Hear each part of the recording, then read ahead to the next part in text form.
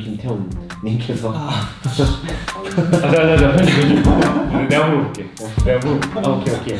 다시 박수 하나 둘 셋. 안녕하세요. 그 CSS 그리드를 좀 이번에는 준비를 해봤습니다. CSS 그리드가 아직 대중적으로 널리 사용되는 건 아니라서 살펴보신 분도 있고 아닌 분도 있을 것 같은데요.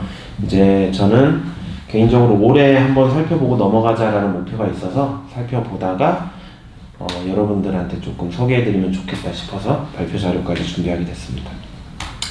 일단은 CSS 그리드라고 하는 것은 페이지 영역을 설계하거나 인터페이스 요소를 원하는 위치에 배치하는 데 사용할 수 있는 2차원 그리드 시스템이라고 한 줄로 소개를 해드릴 수 있겠고요. 이것은 이제 MDN에 소개되어 있는 내용입니다. 말 그대로 페이지 영역, 그러니까 뭐 사이드나 메뉴나 혹은 다른 뭐 아이템 배치나 이런 것들을 설계할 때 사용할 수 있기도 하고, 인터페이스 요소, 뭐 적재적소 버튼을 원하는 위치에 배치한다든가 셀렉트 박스를 원하는 위치에 원하는 크기로 배치한다든가 하는 그런 식으로 이제 요소를 배치하는 데 사용할 수 있는 시스템이고, 그리스 시스템으로 되어 있네요. 죄송합니다. 그리드 시스템입니다.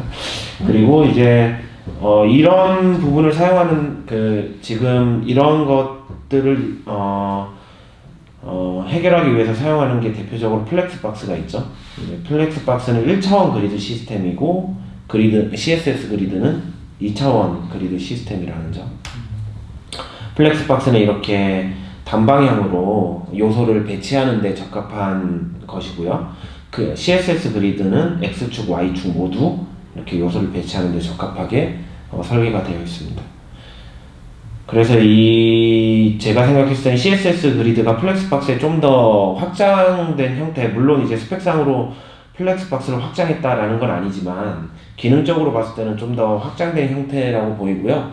지금은 뭐 브라우저가 대부분 뭐 구브라우저, 뭐 안드로이드 4.0 이런 데서는 CSS 그리드를 사용할 수 없기 때문에 대중화되긴 어려운 시점이지만 추후에는 플렉스박스보다는 CSS 그리드를 많이 사용하게 될 것 같고, 플렉스박스를 대체하게 될 그런 스펙이지 않을까라고 생각을 합니다. 개인적인 생각이고요. 네. 가장 먼저 조금 그 CSS 그리드에 대해서 역사를 살펴봤는데요. 잘 정리된 사이트가 있어서 번역만 해봤습니다. 그래서 1940년도에 스위스에서 디자인 도구로 그리드를 사용을 했다고 합니다. 정확히 이제 스위스의 어느 단체, 어느 개발 뭐 회사 뭐 이런 내용까지는 확인이 안 됐고요. 일단 뭐 스위스의 어느 개발자 뭐 이렇게 얘기를 하더라고요. 그래서 일단 스위스에서 먼저 이런 그리드 형식의 디자인 레이아웃을 사용을 했었고요. 1996년에 스타일 시트를 통한 이제 프레임 기반 레이아웃이 제안되었다고 합니다. 와, 엄청 오래됐네요. 네, 그렇죠. 와. 네, 그리고 이제 2005년 12월에 CSS의 진부한 레이아웃 모듈이 제안되었고요. 이게 1996년도에 프레임 기반 레이아웃을 조금 착안해서 만든 CSS 템플릿 레이아웃 모듈이었다고 해요. 근데 이게 어찌된 일인지 브라우저 벤더사들에 의해서 이제 채택되지 않았다고 합니다. 그리고 2009년 7월에 우리가 익히 지금 잘 알고 있고 많이들 쓰고 있는 플렉서블 박스 레이아웃 또는 이제 플렉스 박스라고 부르는 초안이 배포됐고요. 이때부터 브라우저 벤더사들도 실제 구현을 시작했죠. 그래서 플렉스 박스의 첫 번째 제안 공고안이 2012년 9월에 배포됐고요. 근데 2012년 이전부터 한참 전부터 브라우저 벤더사들은 이제 구현을 하기 시작을 했죠. 그래서 2012년이었기 때문에 지금 2019년 7년이 지났죠. 그래서 대중화가 되어 있는 상태입니다. 꽤 오랜 시간이 지났기 때문에. 근데 저 프레임 기반 레이아웃이 무슨 말이에요? 틀 같은 게 있고 그 안에서 뭔가 이렇게 배치를 하는 그런 느낌. 그런 느낌이라고만 저도. 이라는 느낌 같은데. 네, 그리고 2011년 4월에 마이크로소프트에서 네이티브 앱하고 웹을 위한 그 플렉서블 레이아웃 도구가 필요했는데요. 이 레이아웃 도구를 실버라이트에서 영감을 받아가지고 i10에 MS 벤더 붓두사를 붙여가지고 그리드 레이아웃을 구현했다고 합니다. 실버라이트 진짜 오랜만에 듣는다. 그래서 이에 따라서 W3C는 CSS 그리드 레이아웃의 초안을 시작을 했는데, 이 초안 작업을 할 때 마이크로소프트사의 그리드 레이아웃 구현을 참고해가지고 초안을 작성했다고 합니다. 그래서 시발점은 꽤 오래 전부터 됐지만 실제적으로 초안 작성에는 마이크로소프트사의 그런 기능이 상당히 영향을 줬겠죠. 2011년 8월에 트위터에서 그 개발한 부트스트랩이 오픈소스로 배포가 되었고요. 이 부트스트랩은 12컬럼 그리드 기반으로 레이아웃을 쉽게 만들 수 있게 해주는 그런 CSS 프레임워크였죠. 근데 왜 12컬럼이에요? 저 12컬럼이 그리드는 이게 되게 유연하게 작성할 수 있어야 되잖아요. 그래서 뭐 예를 들면은 2컬럼으로 작성할 수도 있고 3컬럼으로도 작성할 수 있고 이렇게 해야 하는데, 12컬럼이 되게 재밌는 게 1로 나눠도 떨어지고 2로 나눠도 떨어지고, 컬럼을 두 개를 묶으면 6컬럼이 되는 거고 3개를 묶으면 4컬럼이 되고, 4로 나눠도 떨어지고 6으로 나눠도 떨어지고, 그래서 굉장히 유연하게 컬럼 구성을 할 수 있는 숫자가 12인 것 같아요. 더 많아지면은 그 관리하기가 힘들어질 테니까 적당한 그 컬럼 숫자고 유연하게 컬럼을 배치할 수 있는 그 숫자가 12인 것 같아요. 웬만한 서비스는 2, 3, 4, 그렇죠. 6 뭐 이렇게 다 되니까 3개로 나눌 수도 있고 4개로 나눌 수도 있고. 네, 그렇군요. 네, 2017년 5월에 W3C는 CSS 그리드 레이아웃 모듈 레벨 1을 호응 권고안으로 배포해요. 네, 이때부터 많은 메이저 브라우저가 CSS 그리드를 지원하기 시작했습니다. 근데 기억해야 될 거는 2017년이라는 숫자죠. 그래서 지금 2년밖에 안 지났잖아요. 그래서 아직까지는 이렇게 대중적으로 혹은 우리가 브라우저 그 호환성을 고려하지 않고 사용하기는 조금 애매한 시점이긴 합니다. 근데 뭐 최신 크롬이나 최신 에버그린 브라우저들은 다 되긴 하겠죠. 네, 근데 모바일이 문제이기 때문에. 모바일은 2018년 2월에 W3C는 CSS 그리드 레이아웃 모듈 레벨 2의 첫 초안을 배포했어요. 그래서 실제 레벨 2부터 정말로 괜찮은 스펙이 됐거든요. 서브 그리드도 되고, 그 내부 그리드가 부모 그리드 크기를 결정하는 데 참여하기도 하고요. 그래서 실제적으로, 그리고 이제 엑스펙트 레티오 컨트롤러 버터라고 하는 게 있는데, 이거를 한글로 번역하기가 좀 애매해가지고 어쨌든 이런 어떤 거터를 조절할 수 있는 기능도, 거터라고 하면 네, 컬럼과 컬럼 사이에 공간 같은 네, 거죠. 그런 것들도 이제 추가가 됐습니다. 그래서 실질적으로 2년밖에 안 된 거죠. 그래서 이 히스토리는 이제 아래 출처에 잘 정리되어 있고요. 캐나 유즈를 보시면은 이제 i10부터 지원했다고 그랬잖아요. 그래서 i 쪽을 보시면 10부터 CSS 그리드를 지원한 걸로 나와 있고요. MS라는 그 벤더 프리픽스를 붙이셔야 됩니다. 그리고 이거는 CSS 그리드 첫 초안하고는 다르게 독자적인 스펙이었잖아요. 그래서 동일한 기능을 하더라도 CSS 프로퍼티명이 완전 달라요. 그래서 i10을 지원하기 위해서는 좀 여러 가지 부차적인 작업을 해주긴 해야 됩니다. 그런 팁은 인터넷에 검색하면 잘 나와 있고요. 그리고 보시면 알겠지만 뭐 사파리는 10.3부터, 그리고 안드로이드는 67 버전 뭐 이렇게 돼 있잖아요. 보시면은 저 10.3 버전이나 안드로이드 67 버전이나 이런 것들이 출시된 연도가 2017년도예요. 그래서 2017년도부터 본격적으로 지원을 하기 시작했다라는 거고요. 네, 이제 본격적으로 CSS 그리드에 대해서 얘기를 나눠볼게요. CSS 그리드는 총 5가지, 이거는 MDN 기준인데요. 5가지의 장점을 얘기해요. 고정 또는 유연한 트랙 크기를 이제 조절하거나 가질 수 있다. 저기 트랙은 어떤 개념인 거예요? 트랙에 대해서도 뒤에서 설명드릴 텐데요. 트랙은 조금 설명하기가 애매하긴 한데, 이렇게 한 라인이라고 보시면 됩니다. 이렇게 그리드 라인. 로우랑 이쪽도 X 트랙, Y 트랙 다 돼요. 열과 행에 대한 쭉 라인인데, 이게 사실 라인 넘버 기준으로 생성되는 공간이긴 하거든요. 뒤에서 더 자세히 설명드릴게요. 네, 고정 또는 유연한 트랙 크기를 디자인할 수 있고, 아이템, 그러니까 그리드 아이템이라고 그러거든요. 그리드 컨테이너 하위에 있는 그리드 아이템을 자유롭게 배치할 수 있다. 그리고 똑똑하게 트랙을 생성해 준다라는 건데, 이거는 좀 자기들이 그 자동적으로 계산해서 추가 트랙들을 계속 만들어준다는 거고요. 그리고 정렬을 제어할 수 있어요. 요소를 배치하는 데 있어서 1, 2, 3, 4, 5, 6, 7, 8, 9, 10 정렬 순서가 있잖아요. 이거를 저희는 그 정렬 순서를 커스텀하게 관리할 수가 없었잖아요. 커스텀하게 CSS로 선언할 수가 없었는데 이런 것들을 커스텀하게 선언할 수 있게 해주었고요. 중첩 구조도 제어할 수 있게 되어 있습니다.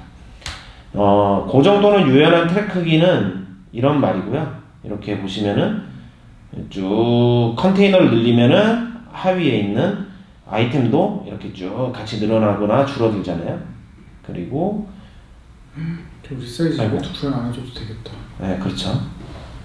그리고 이거 같은 경우는 이제 고정인 거죠. 고정으로 이렇게 컨트롤할 수 있게 되어 있는 거죠. 네, 이 부분에 대한 장점을 말하는 거고요. 자유로운 아이템 배치는 보시면 알겠지만 그리드 컨테이너에 총 그리드가 안 보이겠지만 그리드가 있는 상태고요. 이거를 제가 지금 CSS로 명시적으로 위치를 포지셔닝 해준 거예요. 그래서 1이 첫 번째 요소고 2가 두 번째 요소고, 그래서 각 요소들을 원하는 대로 자유자재로 자바스크립트 없이 혹은 뭐 앱솔루트 픽셀 기반 포지셔닝 없이 자유자재로 배치할 수 있습니다.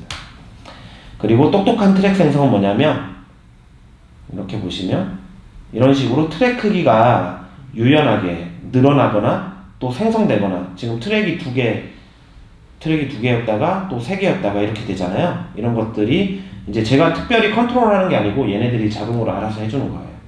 이런 식으로도 되고, 밑에처럼 늘렸을 때 네, 이런 식으로도 되고. 똑같은 거 아니야? 똑같이 돼 있나? 아니에요. 이건 똑같지 않죠. 그러니까 얘는 두 개를 계속 키워도 셀이라고 하는데요. 셀이 생성되지 않고 계속 1, 2, 3, 4, 5까지 셀이 다 늘어나잖아요. 똑같은 크기로 늘어나는 거고, 얘 같은 경우는 고정 크기인 거죠? 특정 사이즈가 넘어가면은 셀을 하나 더 만들어 버리는 거죠. 네. 이런 식으로까지 그냥 CSS 선언으로 다 할 수 있게 되는 거예요. 네. 그리고 정렬 제어는 보시면 1, 2, 3, 4, 5잖아요. 그래서 역순을 눌러버리면 이렇게 5, 역순을 누르면 5, 4, 3, 2, 1 이렇게 해서 역순으로 정렬할 수 있게 되는데, 이거 같은 것도 뭐 자바스크립트로 혹은 CSS 클래스를 넣어서 뭐 포지셔닝을 바꾼 게 아니라 그냥 저런 플렉서블 박스에도 다 있었던 거. 네, 그렇죠. 이런 거고, 이제 중첩 구조 같은 경우는 이제 그 그리드 아이템들을 그 위치를 배치하다 보면 중첩돼서 배치시킬 수 있거든요. 그런 것들, 그리고 중첩했을 때 누굴 더 위로 올릴 건지, 누굴 내릴 건지, 뭐 이런 것들을 제어할 수 있다라는 뜻입니다. 중첩도 되고. 네, 그리고 이제 그리드 관련해서 용어들을 좀 설명을 드려야 될 것 같아요. 그래서 그리드 컨테이너, 그리드 아이템, 그리드 트랙, 그리드 라인, 그리드 셀, 그리드 영역, 그리드 간격, 이렇게 해서 그리드 관련한 용어들을 먼저 설명해 드릴게요. 그리드 컨테이너는 그리드 시스템으로 동작하는 부모 요소를 말해요. 그래서 디스플레이 그리드 또는 인라인 그리드를 선언해서 만들 수 있고요. 그리드 컨테이너 내 하위 요소는 모두 그리드 아이템으로 동작합니다. 이거는 뭐 플렉스박스랑 똑같죠? 플렉스박스도 특정 요소를 디스플레이 플렉스 하면은 그 요소가 플렉스 컨테이너가 되는 거잖아요. 그처럼 얘도 특정 요소에 디스플레이 그리드 하면 걔가 그리드 컨테이너가 되는 거고, 바로 하위 요소들은 그리드 아이템들로 동작을 하는 거예요. 그래서 그리드 컨테이너는 이런 거고요. 그리드 아이템은 그리드 컨테이너 내에 있는 자식 요소를 그리드 아이템으로 보시면 됩니다. 그리고 그리드 트랙은 그리드에 그려진 두 그리드 라인 사이의 공간을 말하는 거예요. 여기 보면은 지금 노란 줄을 보실 수 있는데요. 노란 줄이 이렇게 왼쪽에서 우측으로 쭉 그려져 있잖아요. 점선, 노란 점선이. 그걸 그리드 라인이라고 그러거든요. 뒤에서 또 설명할 건데요. 그럼 지금 저건 그리드 라인이 하나, 둘, 세 개가 있는 거예요? 그렇죠. 네. 왼쪽으로 시작하는 거네? 네, 그것도 그리드 라인이에요. 그래서 총 2차원이기 때문에 X 그리드 라인, Y 그리드 라인이 있는 거고요. X 그리드 라인 첫 번째 라인과 두 번째 라인의 사이에 있는 공간들을 이제 그리드 트랙이라고 하는 거고요. Y도 마찬가지로 그리드 라인이 있잖아요. 그래서 그것도 그리드 트랙입니다. X축 그리드 트랙하고 Y축 그리드 트랙 이렇게 있는 거고요. 항상 X축하고 Y축인지 명시를 해줘야 끌리지 않겠네요. 네네, 그렇죠. 네. 그리고 이제 그리드 라인은 행과 열의 개수에 따라 생성되는 아이템을 배치하는 데 쓸 수 있는 번호가 매겨진 라인이라고 하는데요. 이제 보시면은 X축에 1, 2, 3번의 라인이 있고요. 그리고 Y에 1, 2, 3, 4, 5, 6의 라인이 있는 거고요. 이 번호를 가지고 아이템을 배치할 수 있게 돼요. 이건 추후 뒤에서 설명해 드릴 건데. 일단 이게 트랙이라고 알고 있었는데 아니구나. 네. 비슷한 개념이긴 한데. 네. 근데 트랙은 트랙은 그 정확한 2차원적인 네. 위치를 나타낼 수가 네. 없고 하나에 대한 것만 나타낼 수 있는데 그리드 라인 번호를 쓰면 정확한 위치를 알 수 그렇죠. 있는 거죠. 그리고 그리드 셀은 테이블의 셀과 비슷한데요. 그리드의 가장 작은 구성원이라고 보시면 돼요. 그래서 그 그리드 라인이 교차해서 만들어지는 작은 상자 부분을 그리드 셀이라고 하고요. 이 셀에 이제 자식 요소를 딱딱딱 배치할 수 있게 되는 겁니다. 그리고 그리드 영역은 하나 이상의 셀을 거쳐서 만든 그 그리드 영역이라고 보시면 되는데요. 그리드 자식 요소를 그리드 셀 한 칸에 배치할 수도 있지만 두 칸, 세 칸을 교차해서 배치할 수 있거든요. 그렇게 되면 그리드 영역이 좀 더 커지게 되는 거고요. 그리드 영역은 기역자나 니은자 이렇게 배치가 안 돼요. 무조건 사각형으로만 배치할 수 있게 됩니다. 그리고 그리드 간격은 거터라고도 부르고요. CSS에서는 갭이라고 부르는데요. 셀과 셀 사이의 경계 여백 또는 간격을 그리드 간격이라고 부릅니다. 네, 여기까지 그리드 용어에 대한 설명을 드렸고요. 그러면은 코드를 간단하게 설명드릴게요. 이제 웹사이트 레이아웃을 제가 개인적으로 만들어 봤는데요. 그래서 헤더, 내비게이션, 아티클, 그리고 A사이드, 그리고 푸터 이런 되게 보편적인 평범한 그 웹사이트 레이아웃을 그리드로 만들어 봤습니다. 저 홀리 그레일이라고 그러던데. 홀리 그레일. 저런 레이아웃이 네. 그 크기에 상관없이 저 레이아웃을 계속 유지시킬 수 있는 게 그레일 성배 같은 거라 홀리 그레일 이렇게 하더라고요. 그게 무슨 말이에요? 뭐 모바일에서도 저렇게 하는 거예요? 그러니까 저 레이아웃이 되게 오래돼서 그런 것 같은데? 아니 저 레이아웃을 그리는 게 그 쉬운 게 아니거든. 그 CSS 그리드를 쓰면 쉬울 줄 모르는데 예전에는. 그렇죠. 그래서 저 형태를 창의 크기에 관계없이 유지하는 그런 기법들을 홀리그레이라고 많이 하더라고요. 그러니까 비율에 상관없이. 자, 보실게요. 이제 HTML은 되게 쉬워요. 원래 이런 것들을 만들려면은 약간 디비전을 중첩 구조로 계속 쌓아가는 식으로 해서 CSS로 막 조절했어야 됐는데 이제 그리드 컨테이너인 디비전 하나에 헤더, 내비게이션, 아티클, A사이드, 푸터 이렇게 자식 요소 나열을 하면 되는 거고요. 그리고 이제 CSS 그리드 템플릿 컬럼스를 사용한 경우인데요. 이렇게 디비전에 디스플레이 그리드라고 선언해서 그리드 컨테이너를 만들어줬고 진짜 다르다 근데 기존 뭔가 CSS 코드랑은 진짜 다른데. 네. 그리고 그리드 템플릿 컬럼에다가 민맥스 함수를 써서 그 최소 사이즈는 170 그리고 그 1프랙션 단위를 넣었어요. 1프랙션? 네. 1프랙션은 그리드를 그 같은 사이즈로 왜요? 프랙션이 처음 들어보는 단어여서. 프랙션이요? 부분을 말하는 거예요? 부분. 일부. 그러면 민맥스 170픽셀의 1프랙션은 뭘 의미하는 거예요? 그러니까 플렉스에서 1 쓰는 거랑 똑같은 거예요. 이 플렉스에서 1 쓰는 거랑 똑같은. 이제 중간에 거를 보면은 민은 오토고요. 그 다음에 맥스 사이즈로 700을 넣는 거예요. 그래서 중간에 거는 700을 넘을 수 없게 되는 거고요. 그리고 세 번째 그리드 컬럼 같은 경우는 민은 171 프랙션 똑같이 만든 거죠. 그러면 저 1프랙션이라는 게 지금 3개의 그리드가 나눠져 있으니까 그거를 3개로 균일하게 나눴을 때 하나의 크기라는 거예요? 네네네. 원래 그러니까 12개 컬럼이니까 네. 12개로 나눴을 때 하나의 크기가 아니에요? 네네네. 3개로 나눴을 때 하나의 크기. 네, 세 컬럼에 1 프랙션. 근데 이제 민맥스에 보면은 가운데 게 700픽셀이잖아요.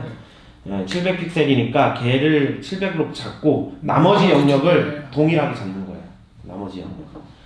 그리고 이제 그리드 템플릿 로우스는 말 그대로 로우를 선언해 주는 거고 이것도 마찬가지로 3개의 로우가 생기는 거고요. 맨 위에는 65픽셀 그리고 가운데 거는 오토 사이즈 그리고 밑에 거는 100픽셀. 그러면 쟤도 템플릿 컬럼처럼 민맥스 뭐 이런 식으로 표현할 수도 있네요. 아 그렇죠. 네, 민맥스처럼 표현할 수 있는데 지금 여기에서는 그럴 필요는 없어서 민맥스로 안 했을 근데 뿐이죠. 민맥스도 처음 보는 것 같아. 그렇죠. 새로 생긴 거예요. 근데 엄청 좋네요. 민맥스라는 자체가 함수라고 해야 되나? 그리고 이제 재밌는 게 자식 요소를 선언한 걸 보면 헤더에 그리드 컬럼에 1, 4잖아요.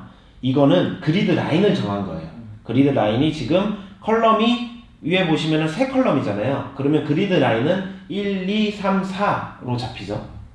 이해되셨죠? 네네. 그러면은 그리드 컬럼을 1에서 4까지 헤더를 배치하겠다라는 거예요.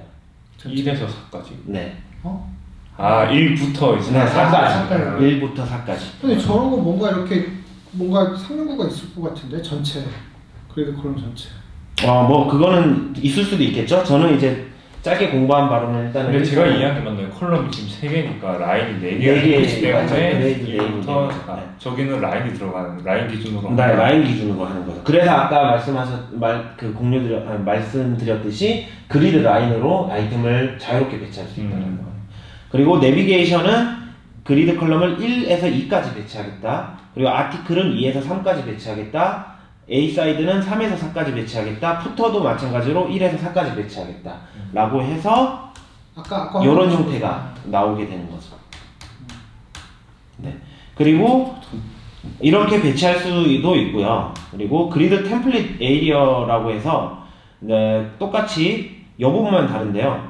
이것도 되게 재밌는 건데 위에 컬럼을 나누는 사이즈와 로우를 나누는 사이즈는 똑같은데 그리드 템플릿 에이리어스 해가지고 그 컬럼에 이름을 붙일 수가 있어요. 그래서 헤더, 내비 아티클 A 사이드, 푸터라고 하고 하위 요소에다가 그리드 에이리어에서 헤더, 내비 아티클 A 사이드, 푸터라고 하면은 아까처럼 이렇게 그리드 라인으로 배치하는 게 아니라 이렇게 구역명을 정해서 구역명을 기반으로 아이템을 배치할 수 있게 됩니다. 저것도 ID에서 지원해줘야겠다. 네. 네, 유효한 건지 안 유효한 건지. 네. 이거 어떻게 알아? 제 헤더 그리드 에리아 그리드 에어 그 같은 CSS에 만약에 있으면 린팅 해줄 수 있잖아요. 그리드 에어리어가 그 저거 이름이 되는 거군요. 키값으로 저걸 명시해 놓는 것 같아요. 근데 여 위에 그리드 템플릿 에리어에서 먼저 영역에 대한 이름을 정하는 거고요.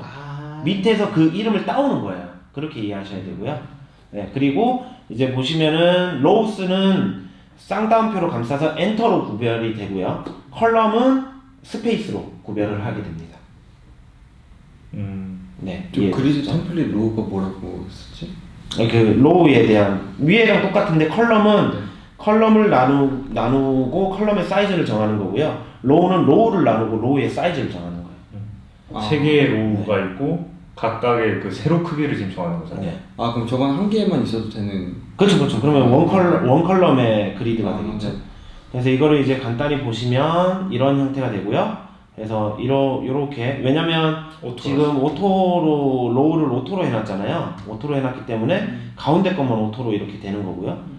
그리고 이제 아티클이 넘어가게 되면 오토니까 당연히 이렇게 길어지게 되죠. 문서를 넘어서. 근데 옛날에 이런 것들 그 컨텐츠가 없을 때는 밑에 딱 붙고 컨텐츠가 있을 때는 컨텐츠에 맞춰서 오토가 되고 이런 것들을 하려면 뭐 자바스크립트를 쓰던가 CSS를 조금 막 중첩 해가지고 만들어줘야 이 되겠죠. 오토의 개념이 되게 어려워요.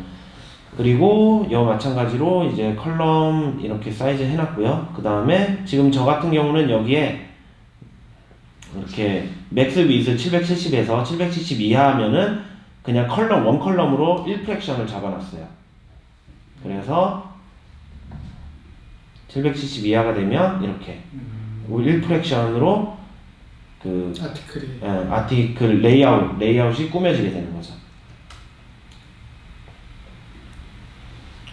네. 근데 아까 뒤로 돌아가보면 한 번 더 뒤로 돌아가면 저기 헤더에 그리드 컬럼 1부터 4까지 돼 있잖아요. 근데 뭐 그런 거 있어요. 1부터 4까지인데 오른쪽에 마진을 좀 넣고 싶은 거예요. 한 40픽셀 정도의 약간. 그러면 헤더에다가 그냥 CSS 넣으시면 돼요. 헤더 자체에. 네, 헤더 자체가 CSS. 그럼 기본으로 저 그리드 컬럼에 딱 잡히는데. 네네. 패딩 같은 것도. 네, 패딩 마진 같은 걸 헤더에 넣으셔서. 그리고 갭을 여기다가 또 따로 정의할 수도 있거든요. 갭을 좀 더 넓게 잡으셔도 돼요. 그런 식으로. 그리고 이제 속성을 하나 설명드렸듯이 이제 그리드 템플릿 로우스는 각 그리드의 핵 높이를 지정하고요. 위부터 순서대로 각 핵 높이 수치를 빈 공간 스페이스로 구분해서 지정을 할 수가 있게 되는 겁니다. 그래서 보시면 오토일 때 40px, 4em, 4 이렇게 40, 1프랙션, 2프랙션, 1프랙션, 그리고 민맥스로도 이렇게 할 수 있게 됩니다. 근데 저기 지금 넘어가 버릴 수도 있죠. 두 번째 케이스 같은 경우에는 40픽셀 4EM 네네네. 40픽셀 하면은 네. EM 폰트 단위니까 컨테이너보다 크기가 더 넘어갈 수도 있죠. 지금은 컨테이너에 맥스 사이즈가 없기 때문에 넘어가진 않는데 그러면 컨테이너가 같이 늘어나 버리. 네, 지금은 늘어나는 건데 넘어갈 수도 있긴 해요. 근데 넘어갔을 때 어떻게 할 것이냐도 할 수가 있어요. 제어를. 그리고 컬럼스는 딱히 사이트를 가진 않겠습니다. 컬럼스는 설명드린 대로 열 너비를 지정하는 거고요. 그래서 나열한 대로 컬럼의 수도 같이 지정이 됩니다. 생성이 됩니다. 민맥스 함수고요. 민맥스는 민보다 크거나 같고 맥스보다 작거나 같은 크기의 그리드 범위를 정의하는 그런 함수라고 보시면 되고요. 지금 그러면 저거는 그리드의 어떠한 그 크기를 정할 때만 사용할 수 있는. 네, 지금은 그래요. 네, 지금은 다른 그러고요. 속성에서는 여기 보면은 이제 CSS 그리드랑 사용하는 함수예요. 네, 그래서 지금은 그런데 나중에는 좀 다양하게 쓰이지 않을까 싶긴 한데요. 지금은 그리드에서 쓰는 겁니다.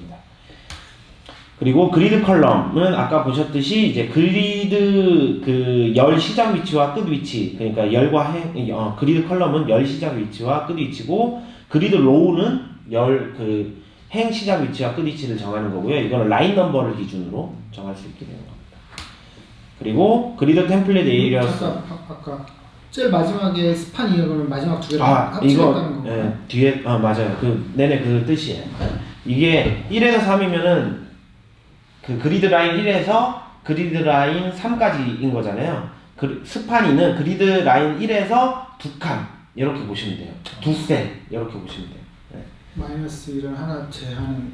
아니 마이너스 이걸 그냥 보여드릴게요. 마이너스도 매겨지거든요. 번호가. 그래서 이것까지는 제가 딱히 발표를 준비하진 않았는데 마이너스? 마이너스도 그리드 넘버가 이렇게 매겨지긴 해요. 그래서 이 마이너스 기준으로 할 수도 있습니다. 이렇게 보시면 이렇게 1, 2, 3, 4와 마이너스 4, 마이너스 3, 마이너스 2, 마이너스 1 이렇게 되거든요. 총 그리드 넘버가 이렇게 매겨져요. 그래서 이걸 기준으로도 할 수가 있어요. 이걸 기준으로도 4나 마이너스 1이랑 똑같은 거구나. 그렇죠. 이걸 기준으로 이런 식으로 배치가 되는 겁니다. 그러니까 마지막 끝이다라는 네. 개념이겠네요. 마이너스 네네. 1은 무조건. 네네. 이렇게 되는 겁니다. 그리고 그리드 템플릿 에리어는 아까 보셨듯이 그리드 아이템 영역의 이름을 설정하는 거고요. 행은 쌈 다운표로 감싸 작성하고 열은 빈 공간으로 구분을 하는 겁니다. 점은? 네? 점이 어디세요? 점 요거? 점은 AA를 비워주겠다는 건가? 그렇네요. 네, 빈 공간으로 놔두겠다라는 거네요. 점은. 네. 이름이 없다. 이름 없는 공간으로. 그리고 그리드 에리어는 특정 그리드 아이템의 이름을 지정하는 거죠. 지정한 그리드 그 영역의 그리드 이름을 그리드 아이템에 지정을 해주는 거죠. 이름 지은 건 어디다 쓰이는 거예요? 아까 위에서. 여기에서 먼저 이름을 지정하고 여기서 가져다 쓰는 거예요. 네. 근데 그리드 에어리어 21, 24 이거는 뭐예요? 이것도 가능한데 이거 그리드 에리어를 영역이잖아요. 결국에는 그리드 영역이라고 그랬잖아요. 근데 영역은 그리드 셀과 셀 하나 이상의 그리드 셀로 영역을 지정하는 거잖아요. 이거는 마찬가지로 그 그리드 라인으로 영역을 잡는 거예요. 그리드 에리어는. 네. 다 슬래시였을까? 네, 저도 맨 처음에 나누비로 보여가지고 조금 눈에 안 익었는데 슬러시로 구분을 하더라고요. 그리고 이제 뭐라고 읽어요? 메이선리 레이아웃. 메선리 레이아웃도 제가 이제 CSS 그리드로 만들어봤고요. 이거 같은 경우는 이제 래퍼가 그리드 컨테이너고 그 하위에 여러 가지 아이템이 있고요. 그 다음에 래퍼에다가 이렇게 그리드 템플릿 컬럼스 해서 리핏 함수가 나와요. 리핏 저것도 함수가 CSS 나오고. 그리드에서만 쓸 수 있는. 이거는 그런 말은 없었는데 일단은 CSS 그리드에서 저도 처음 쓰긴 했어요. 이 플렉스에서도 쓸 수 있을 것 같아요. 리핏의 오토필과 민맥스를 활용해서 컬럼을 정했고요. 이거 같은 경우는 이제 각 컬럼을 최소 250 픽셀 사이즈와 1프랙션, 최대 1프랙션 컬럼을 하는데 오토필이기 때문에 너비에 따라서 자기가 알아서 채워주겠다라는 거예요. 그 너비, 브라우저 너비에 따라서 채워주겠다라는 뜻이고, 그리드 오토 로우스는 그냥 20px로, 오토는 그리드를 넘어가거나 했을 때 그 자식 요소가, 그럼 그리드를 그 사이즈에 맞춰서 로우스를 계속 생성하는 거예요. 네, 그래. 근데 그 자동으로 생성해 주는데 기본 그 픽셀을 20픽셀로 잡아주겠다는 거거든요. 그리고 그리드 갭으로 10픽셀, 그리드와 그리드의 사이를 10픽셀로 잡아줬습니다. 넘어가는 게 그러니까 컬럼 수가 넘어가는 걸. 그렇죠. 네, 그냥 컨테이너의 그 로우를 넘어서, 로우 사이즈를 넘어서 자식 요소가 확장될 때 컬럼을 만들어줘야 되는데, 그 컬럼을 얘가 알아서 20픽셀 단위로 알아서 생성해 주겠다는 거예요. 네. 그 다음에 이 오토필도 있고 오토핏도 있습니다. 오토핏 같은 경우는 이제 동작의 차이는 나중에 뒤에서 설명드릴게요.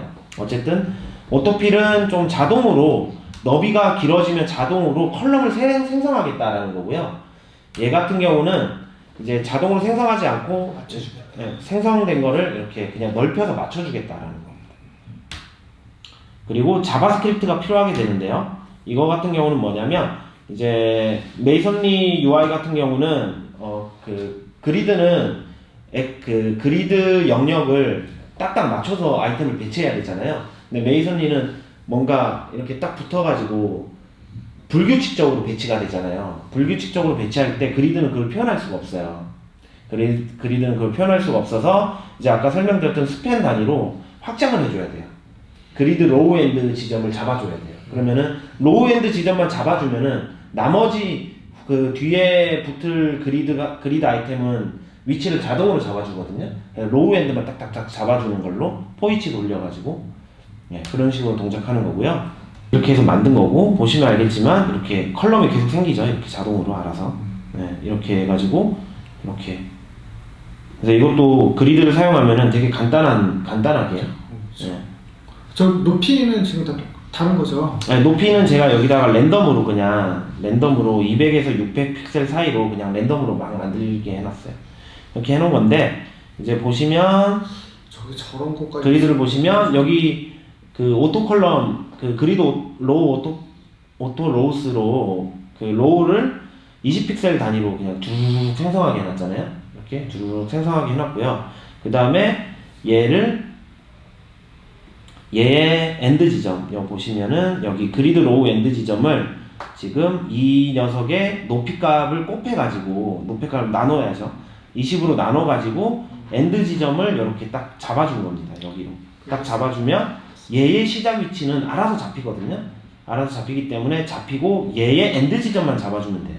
그리고 얘도 시작 지점이 그 이전 그 그리드 아이템의 엔드 지점으로 자동으로 잡히고, 얘의 엔드 지점을 그냥 계산해서 딱 배치해주면 됩니다. 그러면은 궁금한 게 있는데, 네. 그럼 20픽셀로 안 나누시면은 안 되는 거예요? 그 조금 널널해질 수 있죠. 컨텐츠가 만약에 얘는 이제 무조건 20픽셀로 잡는 거거든요. 그래서 만약에 컨텐츠가 요 정도 애매하게 걸쳐 있다. 그러면은 하단에 패딩이 조금 널널해 보이게 카드가 형성될 수는 있죠. 그러면 그게 싫으면은 얘의 단위를 더 줄이면 돼요. 10이나 혹은 뭐. 그럼 이제 성능상에 뭔가 뭐 영향이 있을 수는 있죠. 당연히 그리드가 많아지니까. 이런 식으로 해서 그리드 레이아웃을 이용해서 메이슨리를 만들어 본 거고요. 여기 보시면 이제 오토필이고요. 이거를 오토핏으로도 바꿀 수가 있습니다. 오토핏 같은 경우는 똑같이 동작하는 것처럼 보이지만 얘가 아이템이 많이 없어야 돼요. 오토핏을 보시려면. 잠깐만요. 제일 마지막 아이템 쪽에서 정도 내가 나타날 것 같은데. 이제 오토핏을 보면은 얘가 이제 너무 많다 아이템. 잠깐만요. 줄였는데. 넓어지겠지. 이렇게 보시면 얘는 이제 이렇게 메이슨리가 잘 되다가 더 이상 채울 없으면 아이템이 가로에 없으면. 채울 아이템이 없으면 그냥 쭉 컬럼을 늘려주는 거고요. 오토필은 알아서 그냥 컬럼을 만들어 주겠다라는 거예요. 이렇게 보이시죠? 그래서 공백이 생길 수 있게. 그래서 컬럼 사이즈를 알아서 만들어 줄 수 있다는 거죠. 그래서 이 함수가 그리드를 사용해서 반응형 웹 디자인 할 때 많이 쓰는 함수예요. 그렇군요.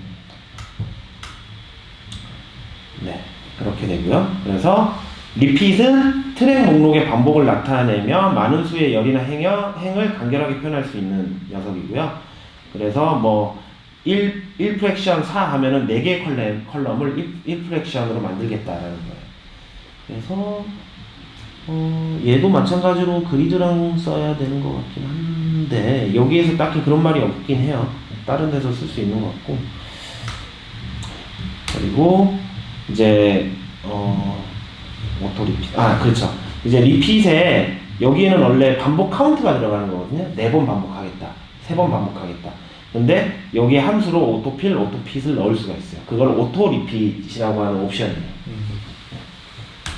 그리고 그리드 오토 로우스는 그 암시적으로 생성되는 그리드 높이를 명시적으로 지정을 해주는 거예요. 그래서 뭐 컬럼이 넘어가거나 했을 때 자동으로 생성되는 로우의 사이즈를 명시적으로 딱딱 잡아줄 수 있게 되는 거죠. 그리고 그리드 갭은 뭐 예상되겠지만 그리드 아이템과 그리드 아이템에 대한 행 간 여백을 설정했습니다.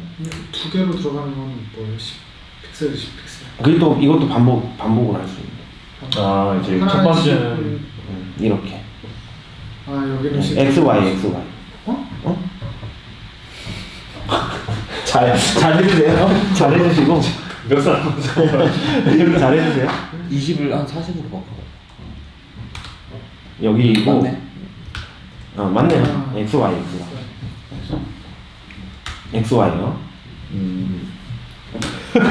그리고 그리드 로우는 이제 아까 그리드 컬럼 설명드렸잖아요. 그거랑 마찬가지로 그리드 로우 시작과 끝이지. 이거는 풀어 쓸 수 있는데 이제 그리드 로우 스타트와 그리드 로우 엔드로 풀어 쓸 수 있고요.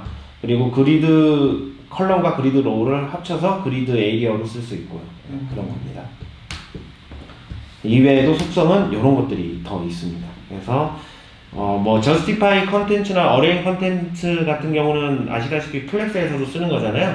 그래서 기존의 플렉스에서 쓰던 옵션들도 같이 조합해서 쓸 수 있고요. 이런 류의 속성들이 있고 이걸 조합해서 이제 아까처럼 UI를 만들게 되는 거고요. 그리고 그리드 아이템의 속성은 이렇게 있습니다. 이런 식으로 하고 아까 정렬 관련해서는 오더라는 프로퍼티가 있어서 이 오더라는 걸로 그리드 순서를 직접 지정할 수가 있게 되는 거예요. 이것도 마찬가지로 플렉스에서 쓸 수 있는 그런 함수고요. 그 프로퍼티고요. 네. 그리고 아까 보여드렸듯이 MDN이 진짜 잘 정리되어 있어요. 그래서 MDN을 보시면은 더 구체적으로 이해할 수 있게 되고 제가 살펴본 MDN 문서는 다 대략 6가지고요. 이 MDN 지금 6개의 문서는 다 한글화 번역이 되어 있더라고요. 그래서 좀 더 쉽게 살펴볼 수 있고요. 관심 있으신 분들은 이걸 추가적으로 살펴보시면 될 것 같습니다. 그리고 이제 사실 오늘 베이직한 거는 여기까지고요. 이제 다음에 제가 오토필과 오토핏의 차이에 대해서 잘 설명해 놓은 그 문서가 있길래 그거를 간단하게 번역을 했었거든요. 그래서 이 문서에서는 스펙의 내용까지 스펙이 어떻게 작성되어 있는지를 살펴보고 차이점을 설명해 주는 문서고요.